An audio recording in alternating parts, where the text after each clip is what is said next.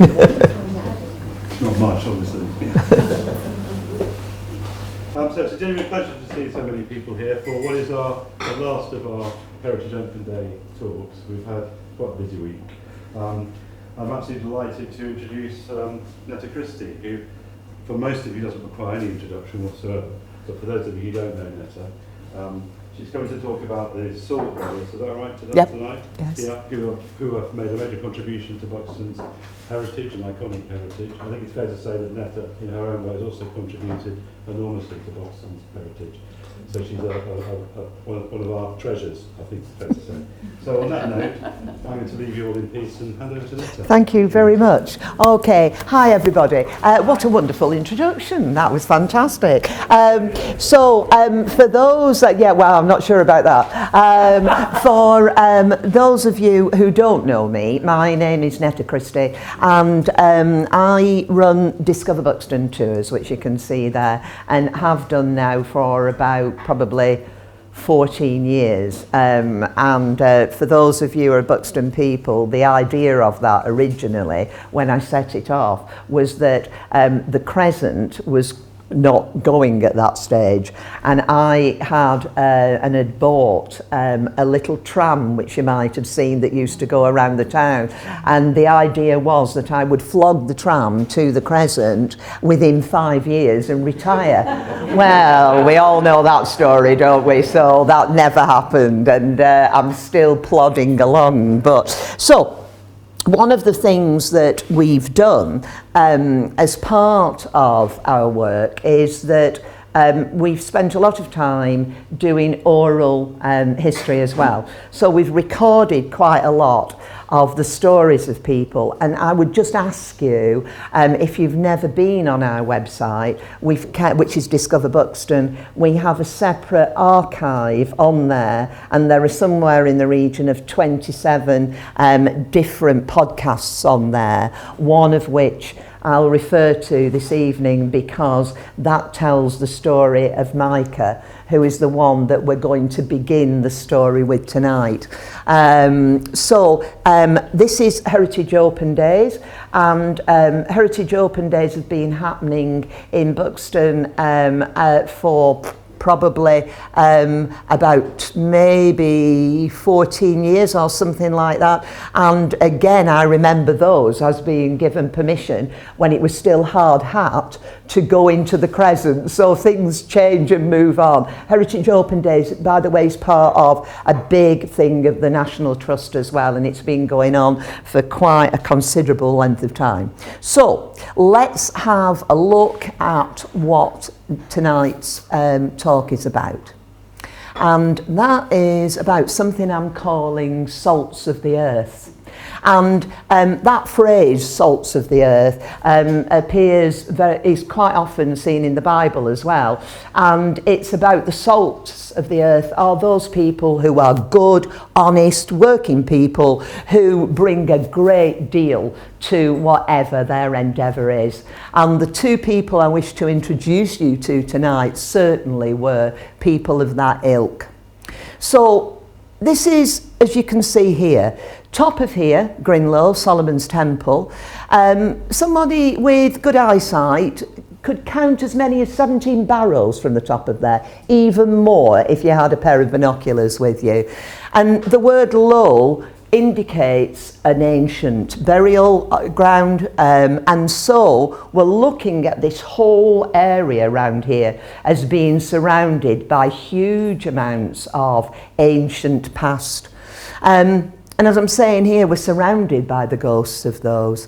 Many ancient paths cross here. I don't know whether you're into ley lines and things like that, but there's the story that there's ley lines also meet here in Buxton. And to an enquiring mind, certainly this corner of Derbyshire holds many secrets beneath the earth. And I would suggest that one such enquiring mind was this gentleman. This gentleman is Micah Salt. And it's my honour to give you a little bit more information about him, because I believe he's one of those people that has in some ways fallen off. He's a little hidden. He's there, but he's not as understood as he should have been, and there's a lot more to know about him. So let's just have a look at what I know so far, or what we know so far about him. So Micah is the youngest son of Eliza Salt, and he's born in Hollinsclough. He's born in 1848, and he lives with his unmarried mother. Now, there's a reason I've put this in. Her parents and his uncles, Micah and John. And the tenant farmers on the estate of the Harper Crewe family, and they make the living as silk weavers and button makers. Now, there's a rumour, and it's more than a rumour. I think one of the things that is important, excuse me if I keep sitting down, it's called being old, basically. But I think all families have secrets. There are things in our families that when we start to investigate, we find things out. We go, good grief, I never knew that. That's amazing. Where did that come from? And there's quite often oral testimony. We're not finding it in our history books. We're finding it elsewhere. Somebody has told us little bits of information and we go, oh, that's an interesting point. I should look that up. I should follow that. Now, one of the rumours, but there's quite a bit of stuff that's substantiated in this as well, is that the three sons of Eliza were actually fathered by John Harper Crewe. Now, we can't prove this. If you don't know who they are, he was the 9th Baron of Cork Abbey. And I know that he visited Hollinsclough, should we just say that? And he visited fairly regularly, we'll just say that as well. So I think we'll leave it at that. I know that you're of a very mild disposition. I don't want to upset you on so, okay, let's look next. So, when he's growing up, and if you don't know where Hollinsclough is, over in Staffordshire, it really feels and still has that feel of being really quite isolated out there. And he witnessed a man called Llewellyn Jewett, interestingly, who founded the Derbyshire Archaeological Society. And he was digging up there in a barrow, and so he's an interested boy. He goes, he watches these two men working together, and he thinks, you know, I'm going to have a look at that a bit later on. And he goes back and he actually unearths some finds of his own, and I think it's at this stage that his passion, if you want, for looking at what is under our feet, what things were there, was really ignited. Now look at this. Is educated at the expense of the Harper Crewe family. I wonder why.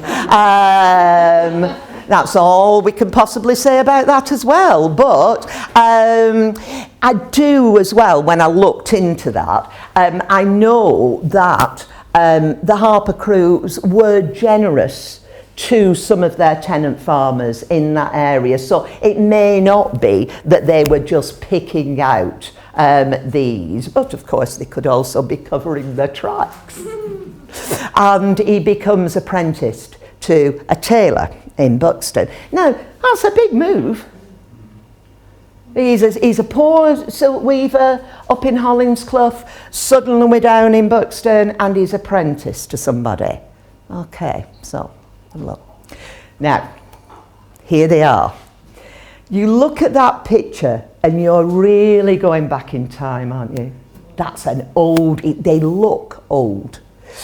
This is Micah here on the left and his wife. But the person I want to draw your attention to is the little boy in the middle at the back. Now, that boy is Walter. Okay? So what? Well, we're talking about heritage tonight, and we actually have his daughter in our audience. Now, that lady is a woman called Penny Cook. Some of you might know Penny. Now, you may be thinking, is Penny 125 and just very, very well preserved? Well, that's not the case. She is terribly well, not just preserved, looking and everything. But her father, and not only was he a master tailor, but an antiquarian, but I think he got quite a lot going for him. That was Micah, but Walter had something going for him as well, because he fathered at 71. So hence why we are stretching back so quickly in time, you know. So in later life, as we can see there, he marries and he has the 4 sons that we were looking at before, and he becomes successful as a master tailor. Now, when I'm saying master tailor, he really is exceptionally successful. He's got to be, because somewhere along the line there is a huge amount of money that he has, because how is he able to do the amount of excavations that he does? And we're going to have a look at this, and afford to do them as well. Now, what we do know is friendly with Frank Redfern, who's Poole's Cavern. Now, Frank Redfern, I think he's a custodian here beginning in 1853. And so there's a period of time here at Poole's where there's a lot of discoveries and excavations being made and found, and particularly of Romano-British. And I think if Micah was friendly with Frank, which we know he was, there would be quite a lot of conversation between the two of them. And I think that they would excite one another. They were finding things out. This was a real moment of discovery for both of them, really. So he begins his excavations. Now, he's acquainted with a man called Professor Boyd Dawkins, and again, this is quite important, because why he calls himself an antiquarian, which is really a collector of things, rather than an archaeologist, who's somebody who's actually going down and digging up these things. To be an archaeologist, you had to be scholarly, you had to be of a certain class really at this time as well. And I don't think that he's fulfilling those things at all. So in many ways, Boyd Dawkins legitimises, you could argue, Micah. Back to that in a minute. His collection of finds leads definitely to the establishing of Buxton Museum. That his collection is so important. He's an antiquarian with attitude. These are just some of his finds. The first one, and I would argue is the most important, is Thirst House. Now, this is the cave in Deepdale. And for those of you who remember our sadly departed museum, you would remember that they were often speaking about the bear. The bear was often there, and it was a bear's skull that was found as well, amongst other things, at Thirst House and in the cave there. He also excavated round Gospel Hillocks. Now, Gospel Hillocks is near to Kingsterndale. Ashwooddale, Marldale, Grinlow, both here, Fairfield Low. Now, Fairfield Low is known locally as well as Skellybob Wood. So people nodding at the back. And that was part. Do you know the reason why that's there? By the way, why it's Skellybob? Yeah, some people. Yeah. Yeah, it was, again, when they opened the barrow up at the top of there, skeletons were found there, but the thing was that it was on or around Halloween. And that is how it becomes part of that legend, if you want. And so we often look and think about things, why is it named like that? And it'll be from that, I would imagine. I often say to people when we're on tours, there used to be, when, you know, up at Harper Hill, for example, the club, which is now closed, but that was the Hoffman. And a lot of people had no idea why it was called Hoffman, and that was after the Hoffman kiln that was up there. Really, really important. And the same with the Grove Hotel in town. The Grove Hotel is where the grove that used to be in front of the Crescent was, and it's a nod towards that as well. That all comes in, although that precedes, actually, the Crescent. So, lots of things. And there's more. Is in Abney Low, is at Thurkill, Low Frith, Stoop High Edge, Booth High Edge, Hillhead. Now, these are just some of the Thirst Cave finds that you can see here. There, with just a pencil drawings as they are, you know, pen and ink there, they maybe don't look as dramatic as this next one does. That's one of his finds as well. Isn't that beautiful? And these are Romano-British, again. And they are important. They are hugely important. This is a skull that's found by Micah up at Grinlow. Now, going back to Boyd Dawkins, if you went into the museum, you had a study as you went in, which was the Boyd Dawkins study. And on the desk of Boyd Dawkins in that study was a skull. It was this skull. It was the skull that was found by Micah. Now, I said earlier on about the legitimisation, if you want, of those finds via Boyd Dawkins.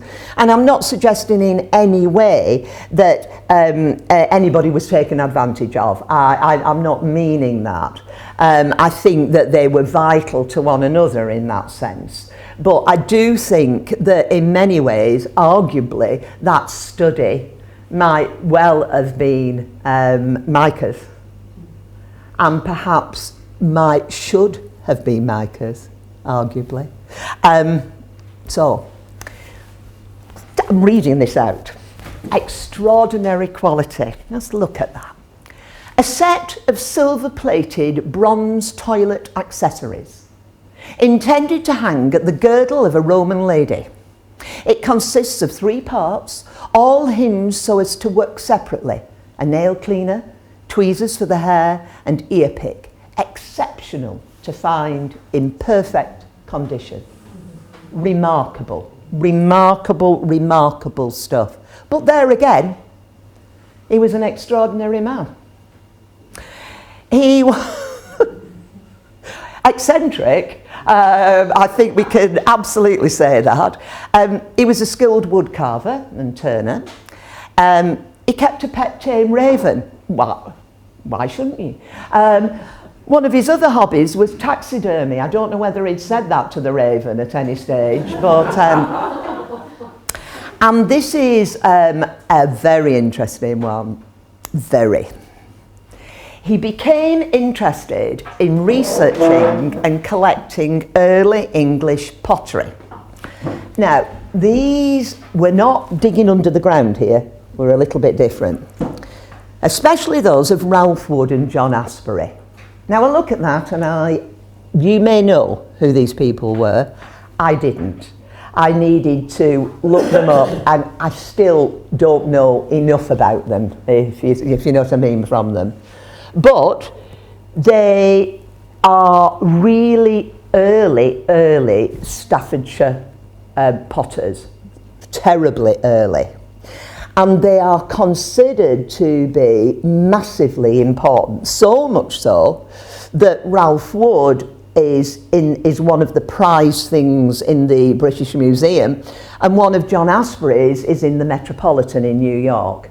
So these are big, important things again. And there's something here that's to do with Wedgwoods, and they were related, both Ralph Wood and John Asbury had links to the Wedgwood family. Now, the Wedgwood family as well, they're all working at the same time, but Wedgwood is later, slightly later really, than Ralph Wood and John Asbury. And they are all working, and there's a lot of espionage, if you want. I mean, John Asbury actually sets himself up as an idiot boy to go to, that's he calls that himself, and he goes to the place. There's two Dutch potters who've brought in some particularly important technique, and they're all kind of pinching off one another at this stage. Yeah. Anyway, another bit on that in a sec. So when he dies, when Micah dies, there's a 3-day sale. That's how big the salt collection was. And much of the collection was normally only found in museums. So it was massively important. So if there was any doubt at the beginning of this as to whether his finds were there at the beginning of the establishment of Buxton Museum, I don't think you should have any doubts. This is an interesting one. Wedgwood and old neglected kilns. Now, this is on the bottom of Green Lane. It's just up from the laundrette. Yeah. And this is Etruria Terrace. Now, it says that it's Etruria Terrace outside. This is my very bad photography. As you can see there, it says Etruria Terrace. I lost the E when I was photographing it. But I couldn't find it. And I actually phoned up Penny at this stage and said, I'm looking up Etruria Terrace because I was in a rabbit hole. I'd been following John Asbury and the Idiot Boy for a while, and I'd been completely lost. I said, it's not in Buxton. So Penny said, yes, it is. I said, no, it isn't. So she tells me that it's actually further down Green Lane. So it was pouring with rain at the time. I was so obsessed with what I was doing, I got in the car, went down, and there it was. But Etruria Terrace is just on the side, so you can't see it properly. Now, allegedly, and we're into just stories now on one level that are just purely in the family. But I suspect with further investigation, we'd find out a great deal more, because I can't see how we can't find this out if we work it. But in this time, I haven't researched so far. And I always say, if we're speaking to schools, I always say to a group of people, everybody in this room is a heritage detective. So if any of you find out anything or know anything, don't keep it to yourself, share it, because we need to understand our past as much as we can, really. But it so happens that Micah is at Wedgwood, where he is always treated as a long lost friend and buddy and everything when he goes through. And for some reason, a kiln gets opened. And in that kiln are a number of what they call classic Wedgwood pieces. I don't know. I wonder if something in there was to do with Asbury or to do with Wood. And they were fired there, and that would blow part of the myth of where different things were in Staffordshire, but I do not know. But somehow he gets given some of these pieces, which he sells. And he sells in London, And as a consequence of that, he gets the money to buy these. Netta, where was the kiln? Etruria, Right, in Staffordshire. So, I don't know. But this is part of what's interesting, I think. It's not, what we do is we tell stories. We're not just simple fact givers. And this is the beginning of a story, isn't it? And there's a lot more there as well. So, I'm segueing now, because I think that probably those houses were built by James on behalf of Micah. And here's the other brother. This is James Salt. And is here with the Urban District Council there, which he was a member of much later on. Now let's go back and have a look at James now. So, James' early life, same story. He's now the second son of Eliza.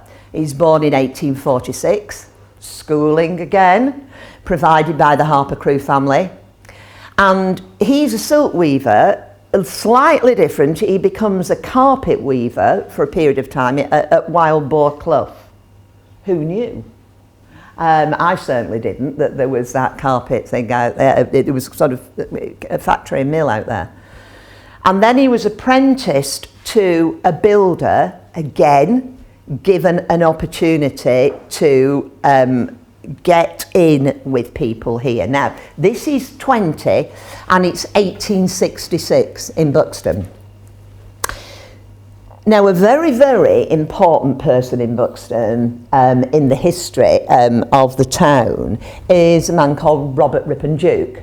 And Robert Ripon Duke's responsible for the dome, is responsible for the octagon on the pavilion, lots of things, and the Royal Hotel as well, which is on Spring Gardens there. And Robert Ripon Duke in 1861 is a builder employing 105 men. Now that's big. Now whether it's possible that because he suffers a slight downturn, does Robert Ripon Duke, in his monies, but not enough to really interfere too much with this potential story. I think it's possible that he may have been apprenticed to Ripon Duke. Now, in his later life, he marries and he has 9 children, and he builds his own houses each time, and they're becoming bigger and better. And in fact, one of the things, if you're ever, I've just seen Kathy here, who is you're at the top of Market Street there, aren't you? And any of you going down Market Street will have looked at different times at those houses down there, which are in a state of decay all the time and tutted or whatever else you feel when. But they were built by James as well. He lived down there, and Micah also had responsibility down there as well. So there's all sorts of things together.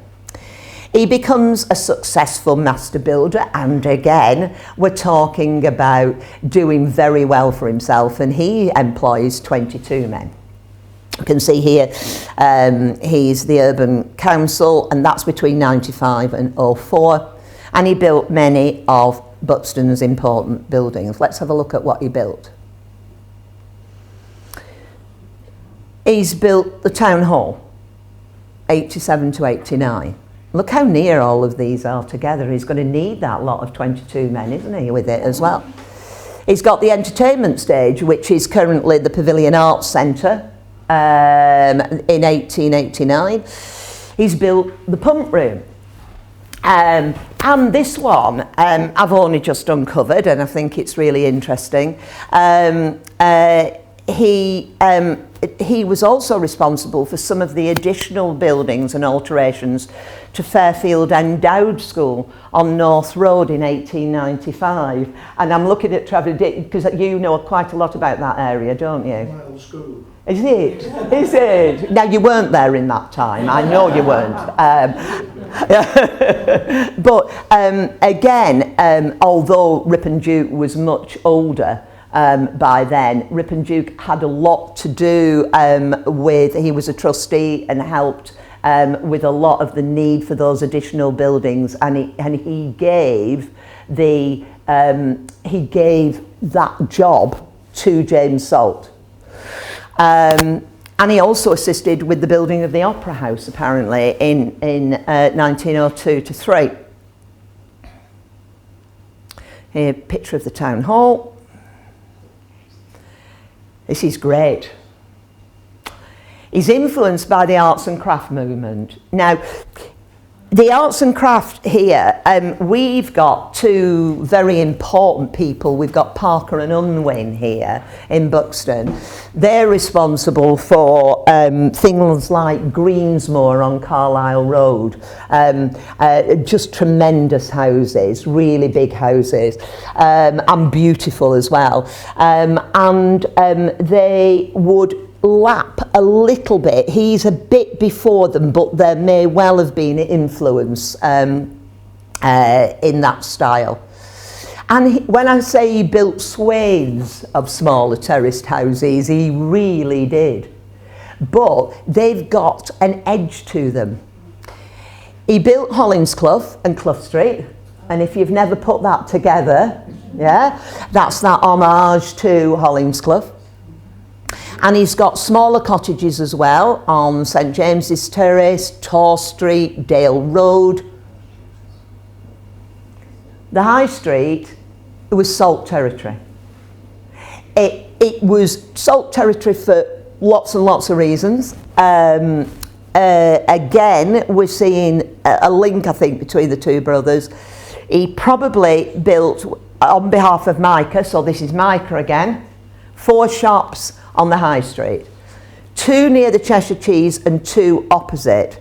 Now, these were the ones that were partially demolished in a lorry crash. Look at this one. That's the crash.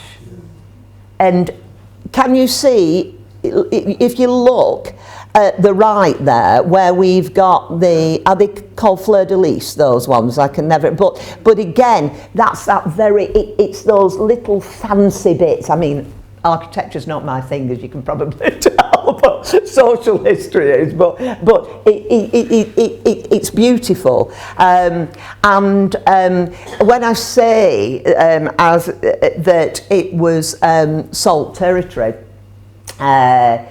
just an interesting link with all of these.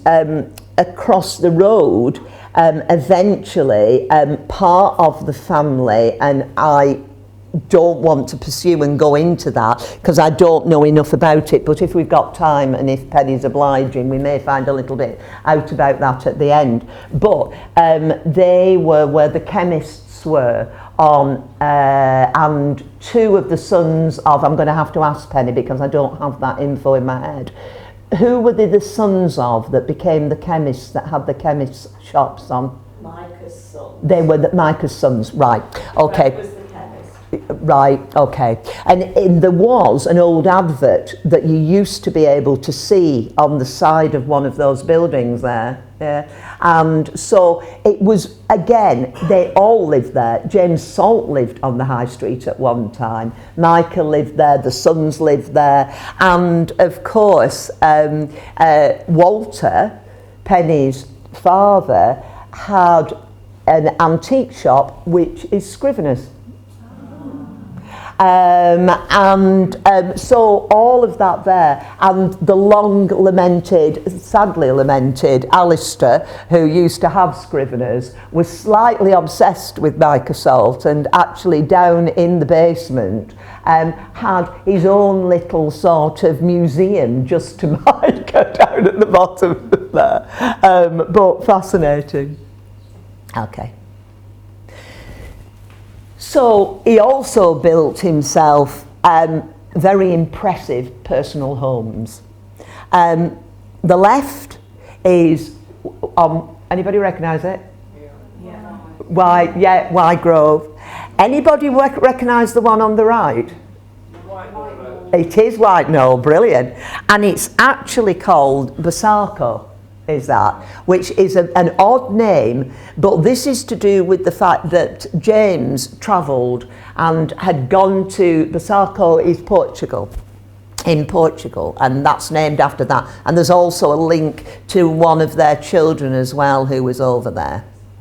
Now, he was wealthy, like his brother, and he was powerful. He was a Wesleyan and a lay preacher, and he had all but one of the circuit he was a trustee of in this whole area.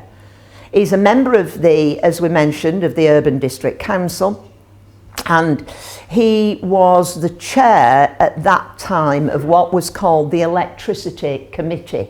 And so in that sense was responsible for bringing electricity to the town, which came in around about 1900. And he takes trips to Africa. Well, he's got money, this man, again, isn't it? But what is wrong with these two brothers?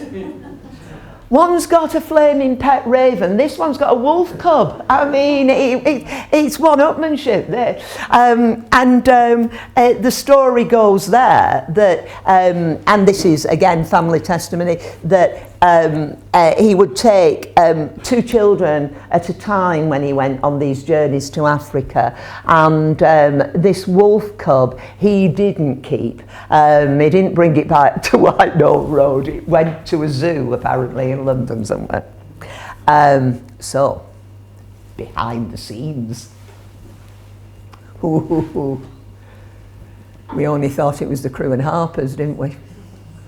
So we've got daughter Ida. Now, daughter's born 1880. She elopes and goes to Liverpool. She gets married in Liverpool in 1904. And James Salt, her father, does not approve and brings her back to Buxton, and he forbids contact with her husband. Now, right at the beginning, I said all this about how secrets that families have it, and how families fracture, and you suddenly discover that there's somebody that you didn't know anything about who's living in South Africa, or there's somebody there, you know, how, where, when, how did that happen? So he brings her back. Apparently when he goes over to Liverpool, he finds her living in what he doesn't like, sort of living in digs. And of course James is living in that big house in Buxton. He's got a lot of money, he doesn't approve of the whole thing. So Ida's unable to obtain a divorce. He brings her back, and her son, Sydney, is born at Basarco on White Knoll Road in 1904. Now, just to make this clear, and there's nothing that they had to get married. That's an old-fashioned term, but it wasn't that. There looks like there's enough time that's elapsed between the marriage and the birth of the child. New Zealand, we weren't expecting that. So Sydney grows up with his mother, grandparents, aunts, Uncle James Salt, and a decision, who knows? The child, Sydney, is 10 at this stage. He's made for Ida to leave Buxton for a new life in New Zealand. And her son was to join her once she was settled. Now, Ida wrote regularly to her parents, but the letters were intercepted by a younger sister. This is like long lost family, isn't it? It's going to be, Davina will be round the corner in a minute when we're not looking. So they're genuinely intercepted by a younger sister. So Ida thinks that her family did not want anything to do with her. The mail was never returned. James thought that Ida did not want anything more to do with her son. Sydney was sent to Canada, because that's what you can do. It was Ida's brother, so they kept it in the family, but nevertheless, he's sent over there. So let's bring you up to modern times. In December last year, I was away with my brother and my husband. We were up in the lakes, and I'm never far from my emails, and I get an email from a woman called Shirley Smallbone, who lived in New Zealand. And she'd read a blog on the internet that I'd written about Micah and wondered if I could put her in contact with Penny. Penny is Micah's granddaughter. Shirley is James's great-granddaughter. And I'm pleased to tell you that we all met this year in July. And I've recorded that meeting as well, and I am going to put that information available for people, and that interview in which both of them go into a great deal more detail about their lives and the lives, importantly, of two hugely important contributors to the history of Buxton. And at that stage, that is where I'm at. So I'm going to finish, and there is an opportunity, if you'd like it, for a few questions at the end of this before we leave. So I hope that you've enjoyed that and that it's brought another bit of Buxton history alive. But importantly, as far as I'm concerned, it's that human bit. And that's why I wanted that at the end, and my complete conviction that these salts of the earth were genuine, honest, working people, although they did well for themselves. They may have got a leg up originally or a leg over, but we'll not talk about that. And they eventually achieve what they did, but without them, and going back without upsetting Penny, in the interview that we have with her and her husband, who sadly passed, Mick, her husband, says in that, these two people were so important. This was one, Micah, who delved beneath the earth of Buxton, and James, his brother, who really built it and built the future.